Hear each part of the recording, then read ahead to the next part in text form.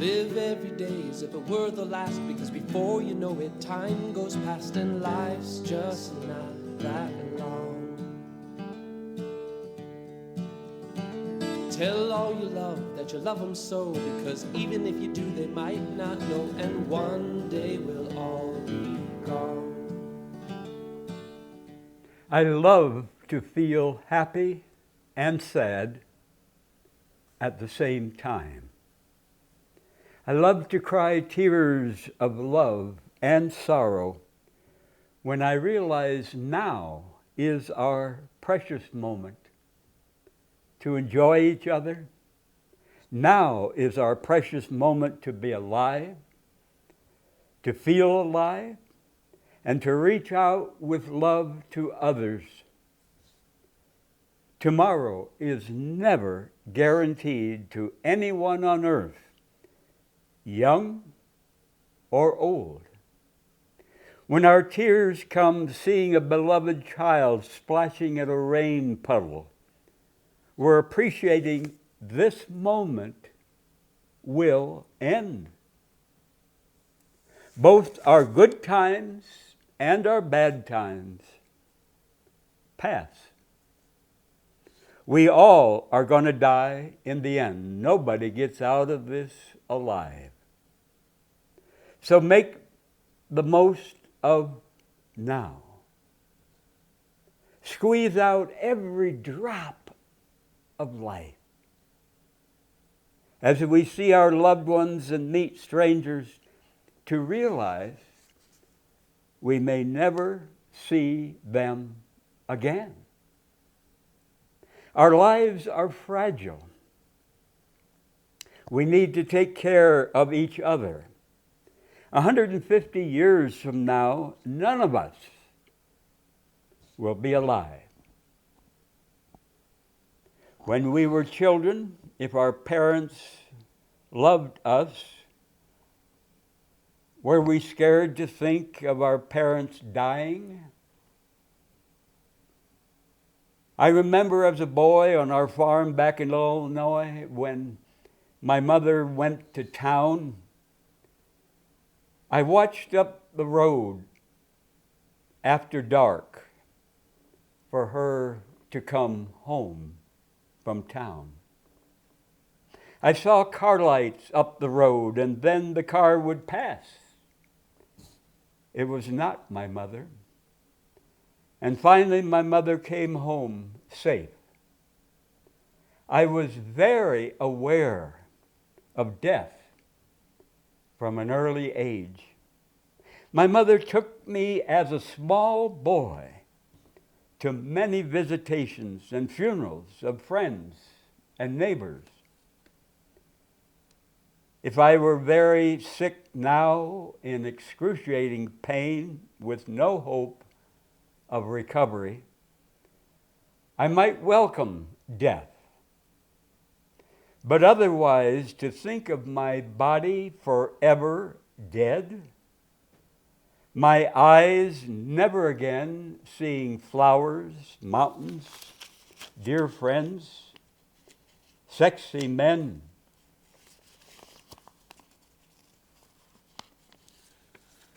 my cock that has given pleasure and received pleasure turning to dust, my body rotting in the grave. I do not like it. I hate it. But, like it or not, we all die. But how we die, if in a storm or fire or car crash or from cancer or violence, how much and how long we suffer before we die can scare us more than death. Will I be able to think clearly? Will I be able to recognize my friends in the days, months, years before I die? I don't know. Millions of people use religion and heaven to not face and feel our death. Millions of people use entertainment, sports, travel to not face and feel our approaching death. Millions of people use politics or keep constantly busy buying much stuff no one needs to not face and feel our death. The more we refuse to accept our own death someday, the more likely to harm and kill others in war. We each are a candle. Our flame is fragile. Whether we're 7 or 97. And I want always to feel life's fragile beauty, both sweet and bitter, sun and moon, day and night, sunshine and rain, life and death, a time to be born, a time to die. And death teaches us to make the most of every day, to live wisely, to live simply, to live humbly, to apologize when we wrong others, and to forgive when others wrong us. I love the Christmas story of Ebenezer Scrooge. As a boy, he began to be very lonely. As a young man, he became addicted to money. The woman who loved him confronted him. She left him because she saw money meant more to Scrooge than she did. And as many years passed, Scrooge became more greedy, more stingy, more cold-hearted. He lived a very lonely life. But one Christmas Eve, the ghosts of Christmas past, present, and future showed Scrooge how he had become a money-addicted man with no close friends. How desperately poor Scrooge was in connections with other people, no matter how much damn money he had.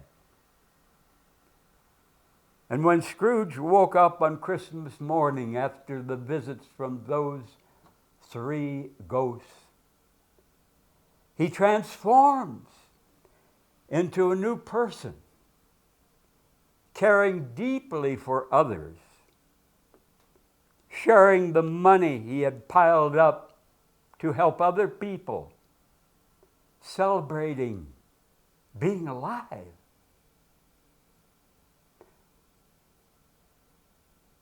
Have you ever ridden a train at night?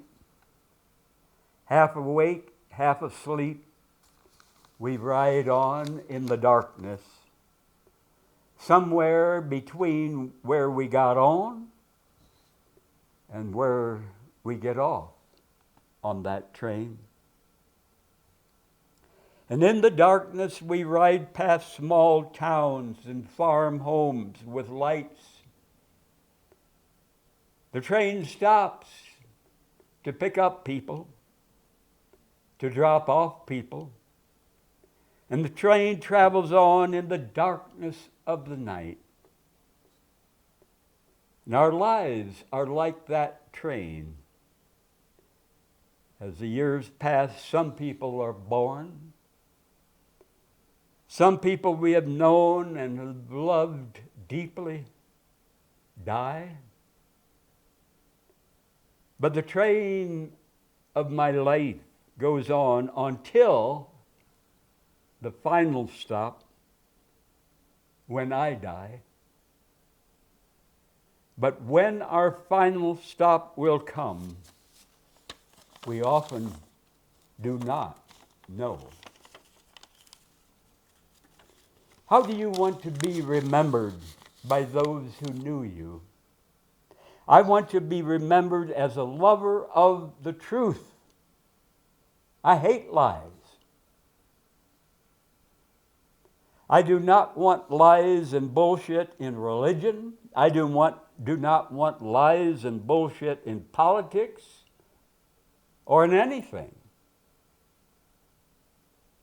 I have paid no U.S. income tax for 46 years for the U.S. government to rob and murder millions in other nations. I enjoy living simply. I enjoy living healthy, below the U.S. poverty level for me as a single person. I have no right on earth to much more than I need, while many millions suffer on far less than they need. I've enjoyed sex with many dozens of men, and I've been in love with some men. Don, Jose, Daniel, Roberto, Michael. I can be openly, deeply in love with several men at the same time. I love personal questions. I enjoy dancing to beautiful music. I treasure heart-to-heart conversations. And I constantly collect wisdom from everyone on how to live and how not to live. In order to live that wisdom as best I can and to pass it on. I love to hug men and women. I love to hug men and women, all ages, all colors, all sizes, if they want to hug with me. I have no shame, no guilt about affectionate sex with certain men. I eat raw plant foods, no meat, no dairy, no booze, no sugar shit. I stopped cooking my food in 1998. Cooking usually destroys most of the nutrients. Take any seed on earth, cook it, plant it. You can water, hope, pray until hell freezes over, and that cooked seed will never sprout. It is dead. And for the best health, we need living, raw plant foods, preferably organic. I'm deeply indebted to a great variety of many people who have taught me, loved me, inspired me. I was a very sincere young Christian preacher in the 1960s in Virginia and in Illinois. With much help, I slowly woke up. I no longer believe in a fair, loving parent God, the imaginary friend. I aim to be a faithful friend to many people. I enjoy sunbathing naked in cool weather, many winter days, if there are no clouds, no wind, for an hour or 2 or 3 in the middle of the day. I've been a nudist since 1972, over 50 years. And when I'm warm enough, I enjoy being mostly naked in public. I've owned no car for 45 years, and I wouldn't keep one if you gave it to me free. I thank my mother, who was my all-time closest friend. In spite of all our arguments, conflicts, no one will ever love me more than my mother did, and probably no one will love me as much as she did.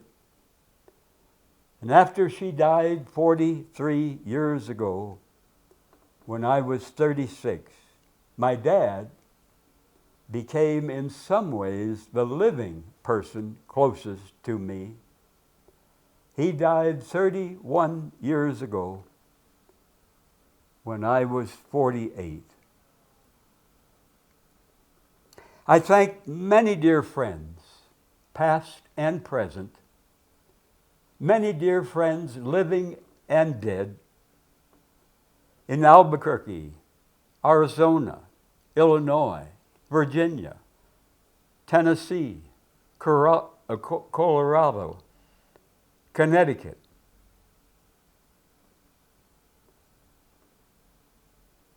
Some people suffered the death of their closest loved one, and they're paralyzed with grief.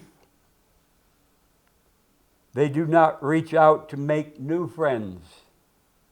They're afraid of being deeply hurt again. If the new friends or lovers would move away or turn cold or die. To love deeply is to risk losing the person. To love deeply is to risk losing the person.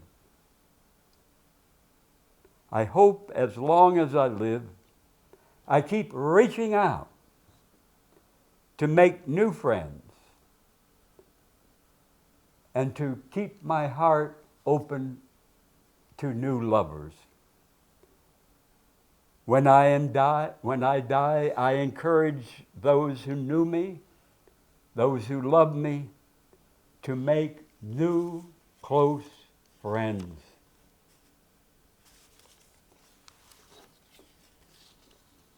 A parent in Colorado wrote, "Too much time on the computer can indicate a serious problem."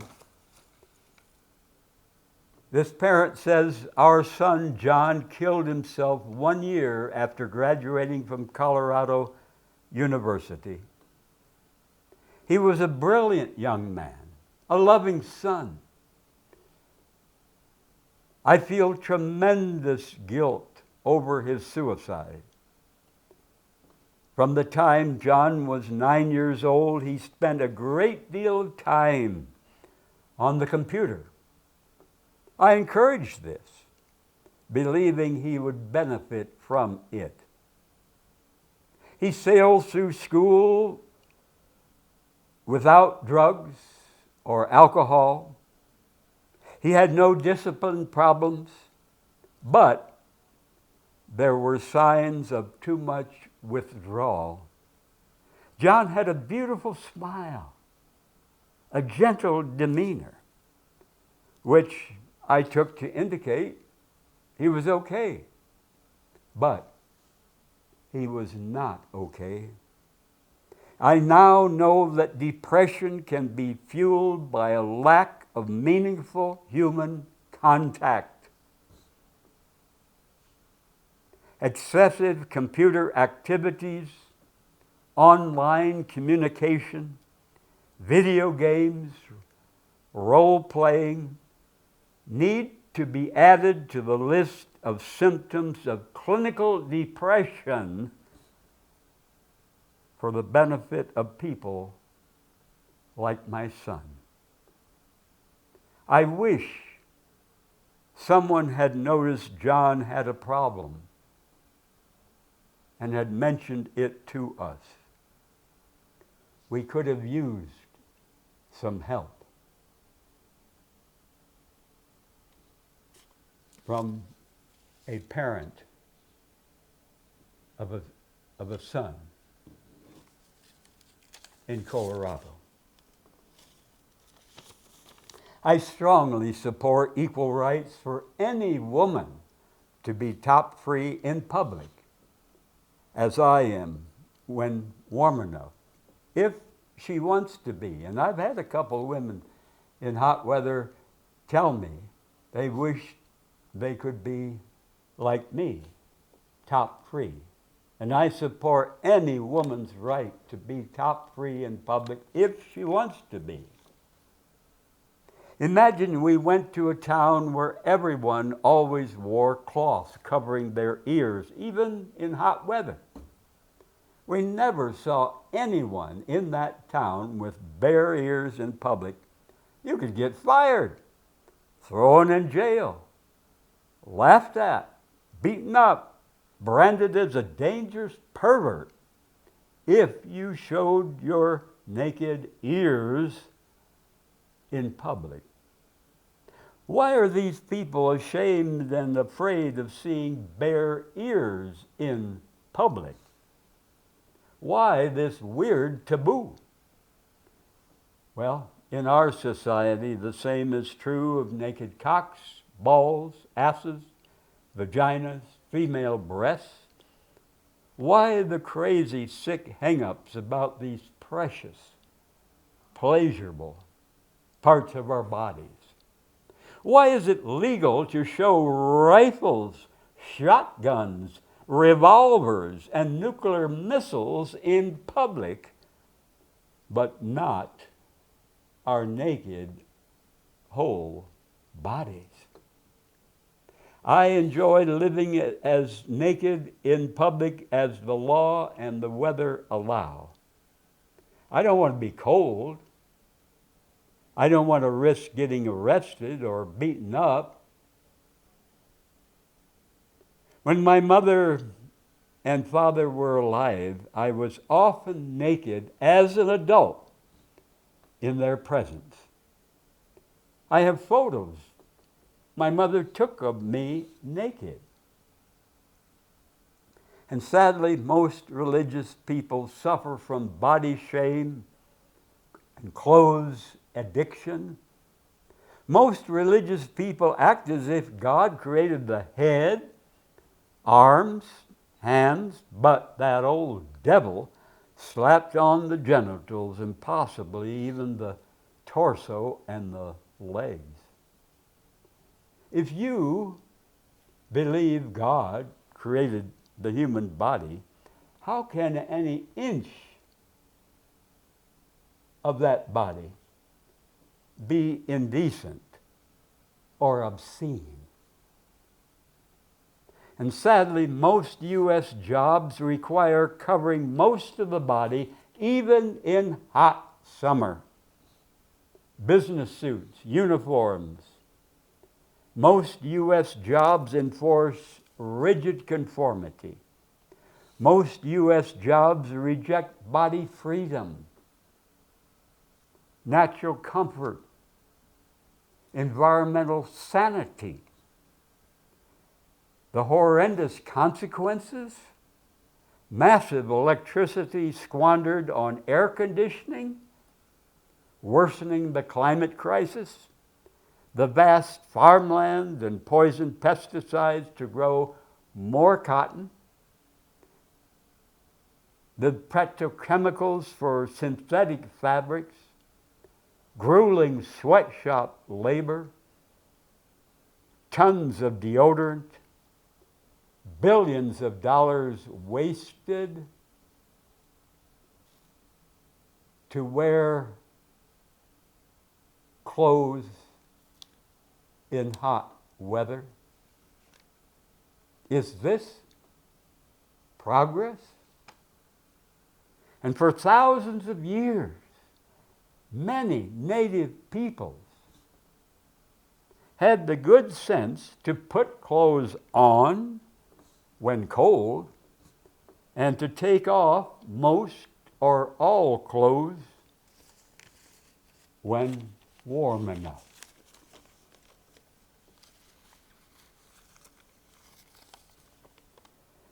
Do most college graduates live more wisely than minimum wage workers who never went to high school? Do most college graduates travel less, pollute less, cause less climate crisis than minimum wage workers who never went to high school?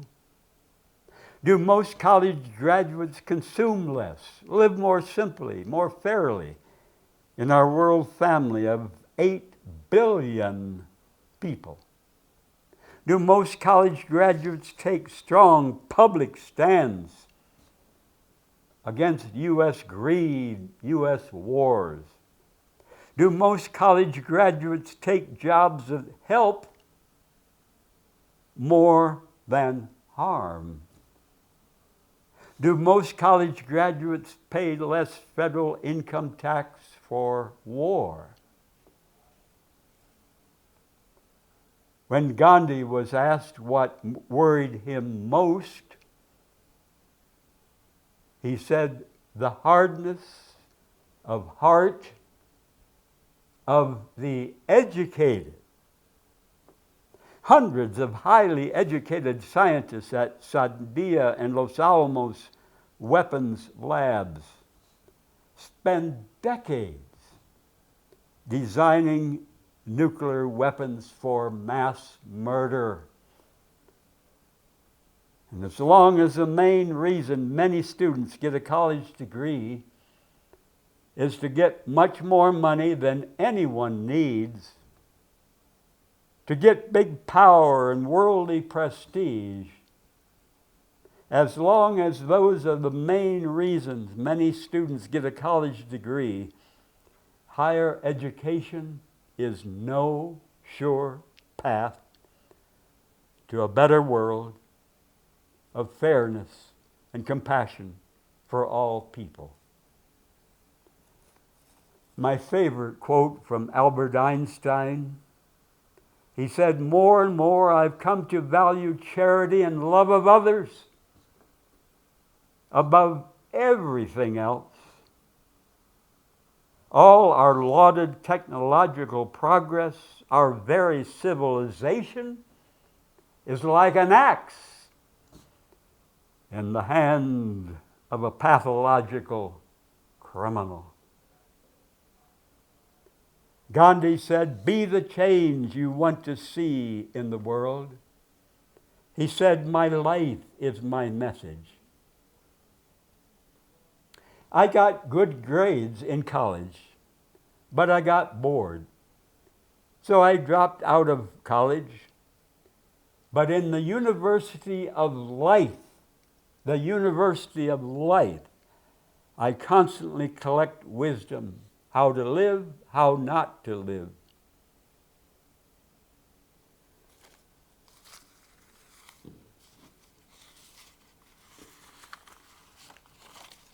Tom Grissom was a white man who grew up in the state of Mississippi.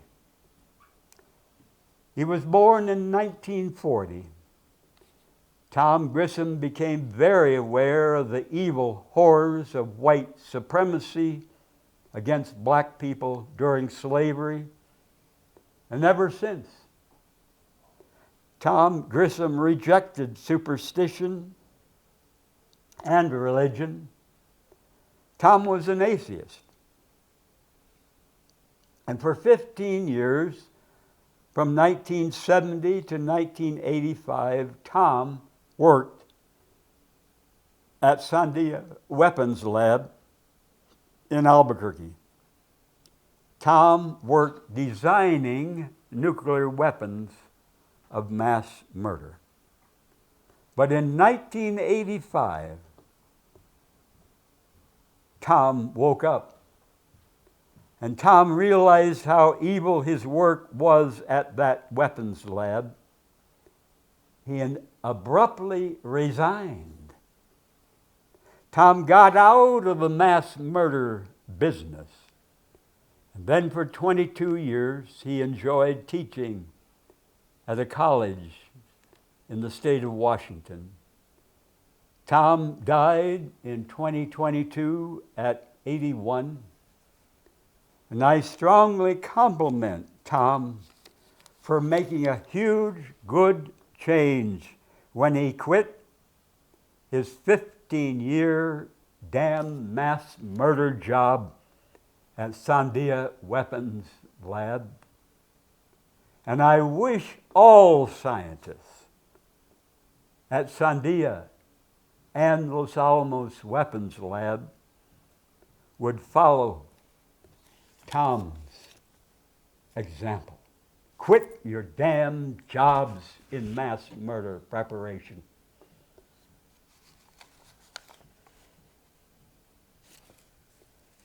If you believe in God, if you believe God is a loving, fair parent to all people, and I do not believe in a fair, loving parent God, but if you do, does God approve many millions of people on earth in the United States, here in Albuquerque, hogging much more money, far more stuff than anyone needs, while many millions worldwide suffer winter's cold, hunger, sickness, with no home?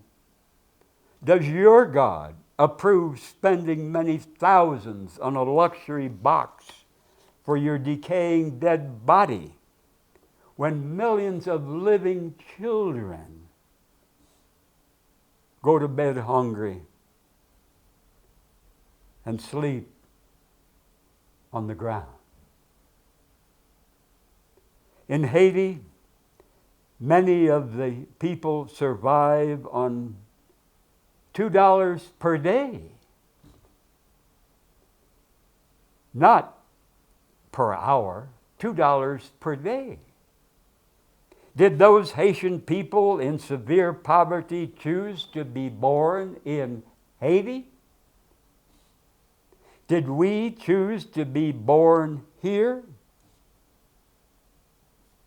How would any loving, fair parent God approve any religious person, Christian, Jew, Muslim, living in a big fancy house while other people suffer no home? If you're a loving father or mother, would you approve one adult son living in a huge mansion while your other adult son is sick and homeless?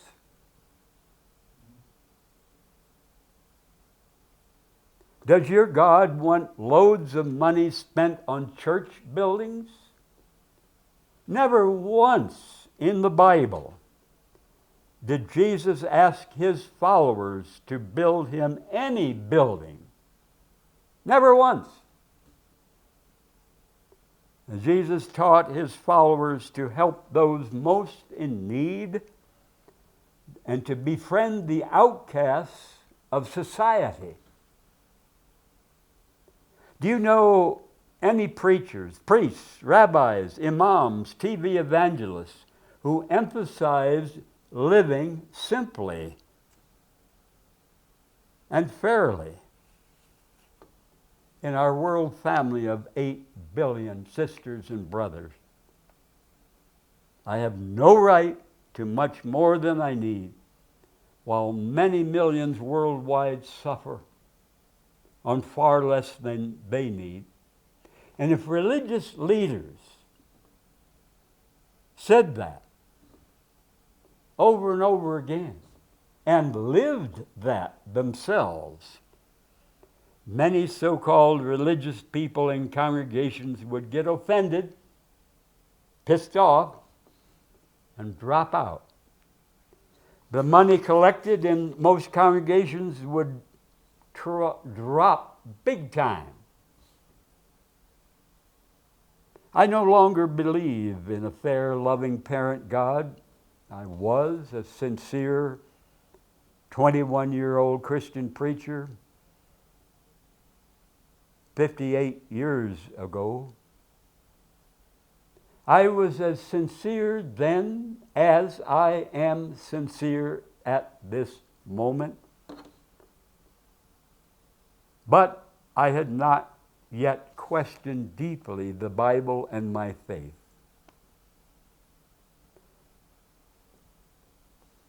"58 years ago, if I had heard me say these things now, I would have been absolutely shocked. Big changes in our lives often do not come easily or quickly. I wish we had a fair, loving, all-powerful parent God who helped all who prayed for help. Millions worldwide for thousands of years have prayed desperately, but received no help. Imagine 10-year-old Jose. He goes to Sunday school. The teacher tells Jose and the other children that Jesus in the Bible promises God will help people who pray for help when they are suffering. And that night, Jose's drunken father comes home, curses and beats Jose's mother, as he has done many times. Jose prays desperately. Jose is afraid this night, his drunken father will kill his mother. Jose prays desperately to God to keep his mother safe. But his drunken father stabs Jose's mother to death.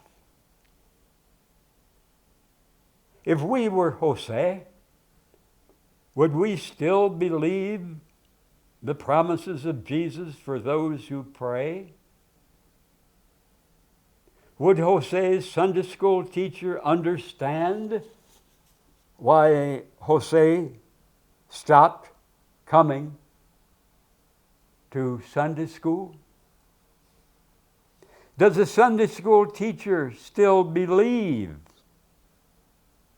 that God helps those who pray?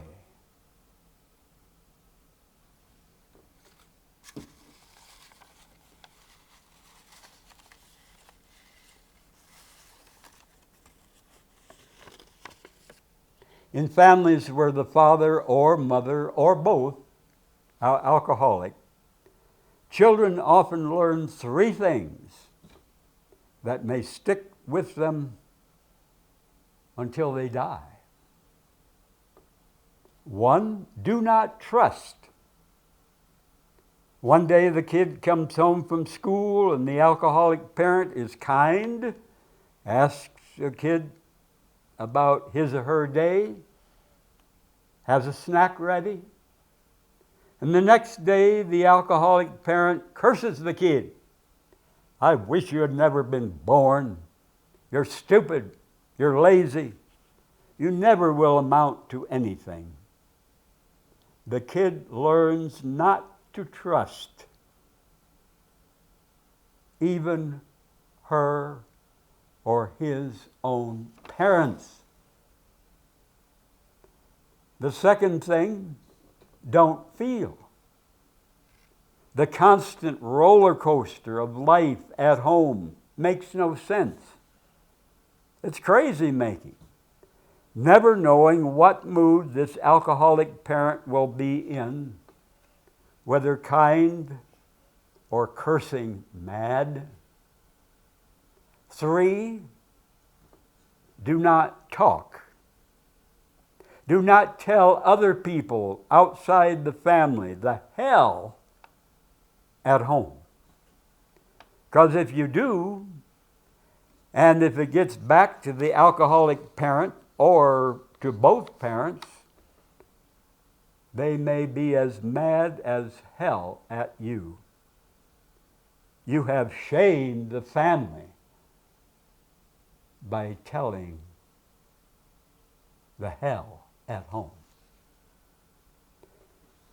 And not only in families where one or both parents are alcoholic, but also in families where parents have a miserable marriage with emotional war between them most of the time. 3 awful lessons for the kids. Do not trust, do not feel, do not talk to others about the hell at home. And these 3 lessons can take many years to unlearn. And some people never break free their whole lives.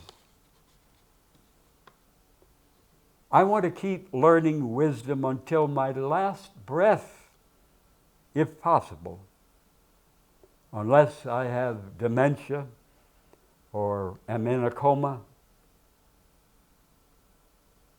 I want to make good changes in how I live,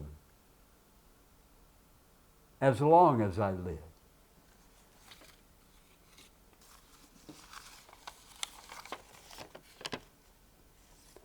Many U.S. doctors prescribe statin drugs to lower cholesterol.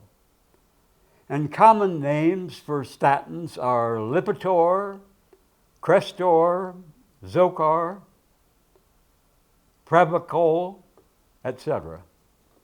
Many millions of people in the United States take statin, S-T-A-T-I-N, drugs, but there's no evidence that statins reduce first-time heart attacks or the chance of dying. Statin drugs make huge profits for the drug companies, the legal drug pushers. And most first-time heart attacks are to people whose cholesterol is low or so-called normal. But here are the bad side effects of statins. Reduced energy, more tiredness after exercise, muscle pain, men not able to get hard-ons, not able to come, memory loss, confusion, liver problems, nausea, gas, diarrhea, constipation, rash, hunger, more risk of diabetes, brain fog, more risk of cataracts. Heart disease is a very serious problem, but lowering cholesterol is not the answer. Statins are not the answer. Statins in some people, not in all, but in some people can cause suicide, murder, accident, because lowering cholesterol can affect our brains, our thoughts, our feelings. And one elderly man who had been a brilliant professor was diagnosed with Alzheimer's, put in a nursing home. But when this former brilliant professor in the nursing home was taken off statins, his brain improved. He did not have Alzheimer's. Free of statins, he went back to his old home, his old life.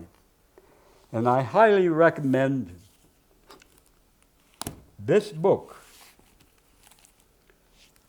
10 Reasons You Feel Old and 10 Reasons You Feel Old and Get Fat, and how you can stay young, slim, and happy. 10 Reasons You Feel Old and Get Fat, and how you can stay young, slim, and happy. by the medical doctor Frank Lipman, Lipman. He is a New York Times best-selling author, and he goes into detail about the dangers of taking statin drugs. I take many healthy herbs every day in my blended smoothies. To stop heart disease and to stop danger of high cholesterol, stop all meat, milk, eggs, eat only plant foods, greens, flaxseed, pumpkin seeds, freshly shelled nuts, fresh fruit, parsley, lots of dark greens, no McDonald's, no sugar shit, no wheat.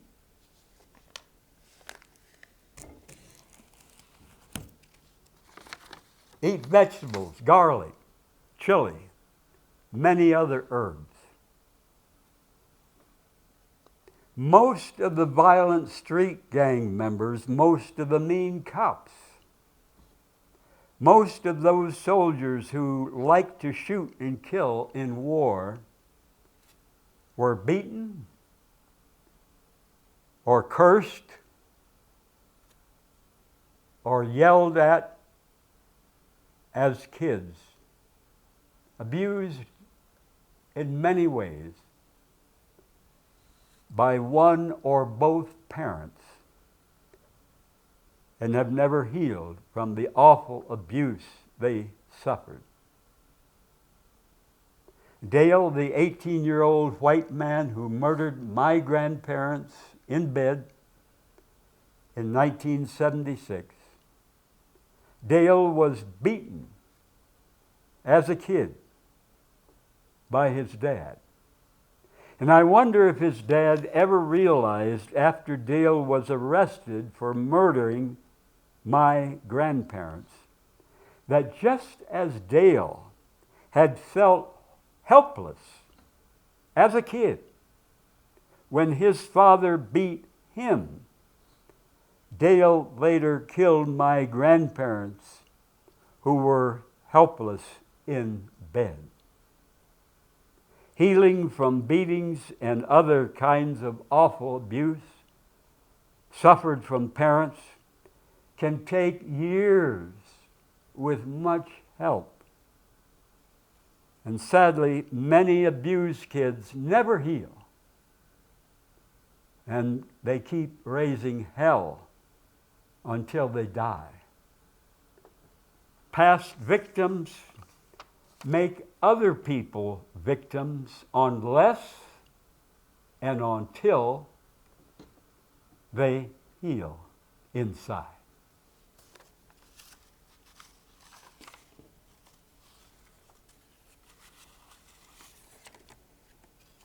Sunshine lowers high blood pressure.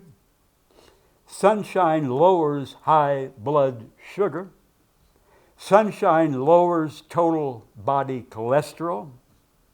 Sunshine strengthens muscles. Sunshine helps prevent colds, flu, COVID-19. Sunshine helps the blood carry more oxygen. Sunshine makes our hearts stronger. Sunshine increases sex hormones. Sunshine removes chemical poisons from our bodies. Sunshine lifts our mood. Sunshine helps lose fat. Sunshine helps arthritis. Sunshine helps depression and anxiety. Sunshine strengthens bones and joints. Sunshine heals wounds. Sunshine kills bad germs. Sunshine can prevent and help cure breast cancer, colon cancer, tuberculosis, diabetes, prostate cancer, ovarian cancer, multiple sclerosis. But never burn For best results from the sun bathing, eat only plant foods, mostly or all raw, not cooked. Eat no meat, no dairy, no sugar shit, no booze, no processed vegetable oils in anything. For best results, use no sunscreen, no soap, no cosmetics, smoke no cigarettes. And I recommend this book, Sunlight Could Save Your Life, by Zane R. Kime, K-I-M-E, a medical doctor. Sunlight Could Save Your Life, by Zane R. Kime, K-I-M-E, a medical doctor. And if you're not used to sunbathing on hot summer days, start with just a few minutes on most or all of your bare skin before 10 o'clock in the morning, before it heats up. And never burn. Slowly increase your time in the sun a couple more minutes as the days pass. And to benefit from the sunshine, your skin must be bare, naked. No cloth covering your skin. Eat lots of fresh whole fruits, vegetables, greens. No fruit juice, no sodas. We need the whole foods. Chew them or blend them. Do not juice them. We need the fiber for good shitting. Sunshine is the great doctor if we never burn, and if we start with just a few minutes before 10 a.m. on hot summer days, if we're not used to sunbathing. Sunshine is the great doctor if we eat only healthy plant foods, no junk food, no McDonald's. And people with darker skin need more time in the sun to benefit than people with white skin. Walking or gardening on sunny days with clothes covering all of your skin is not good enough. If you eat the unhealthy American diet of high fat, not enough fresh fruit and vegetables and greens, keep the sunshine off your skin. Sunshine is strong energy.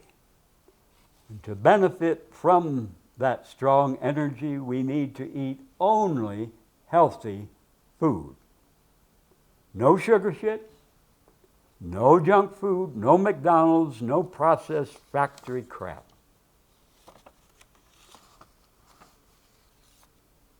I have 2 private spots in our backyard for sunbathing on many winter days if there are no clouds, no wind. 2 private spots because I sure as hell do not want problems from neighbors or from cops. Sunbathing for me is a wonderful, free, simple, natural pleasure.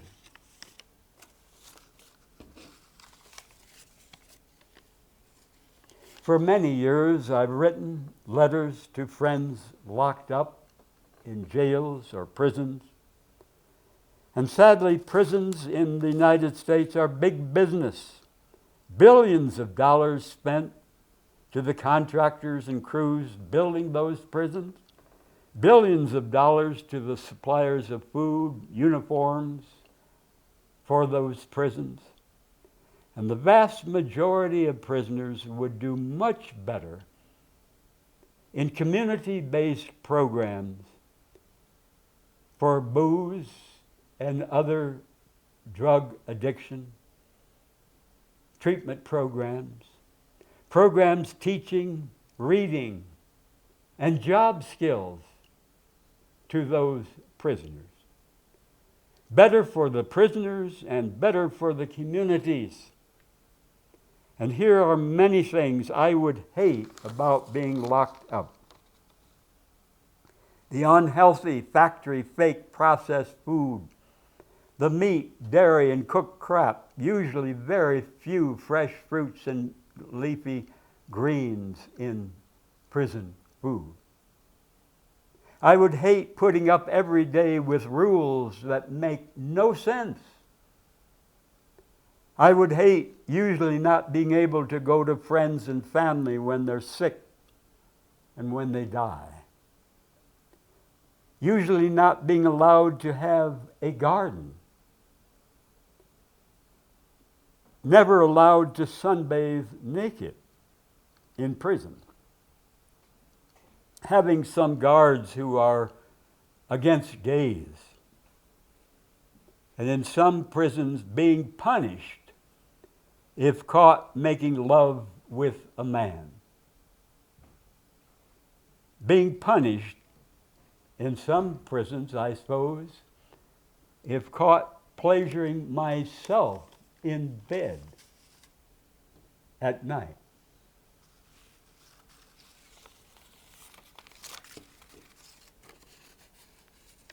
No loving human parent who is able to help would refuse to help their child starving to death, begging desperately for help. So how can we believe in God as our loving parent who does nothing to help millions who are starving to death, begging for help? Millions bombed in war, and millions of U.S. Christians who say they believe God loves all people sadly support the U.S. spending billions of dollars of weapons to Israel to mass murder tens of thousands of Palestinian kids, moms, and dads. I no longer believe in any loving parent God. I strongly thank Mark and Eddie and Travis for helping me many dozens of times with this program. And I welcome you to stop me if you want to on the street or anywhere you see me to talk. I love personal questions. I enjoy hugging men and women, all ages, all colors, all sizes, if you want my hugs. Thank you for watching. To your health, my fresh piss. Tell all you love that you love them so, because even if you do, they might not know, and one day we'll all be gone. Taste the wind, don't let it blow on by. Sing songs of love, let the music get you high, and when it's said and done, you'll know the sun will shine on. And when it's said and done, you'll know the sun will shine on. And when it's said and done, you'll know the sun will shine on.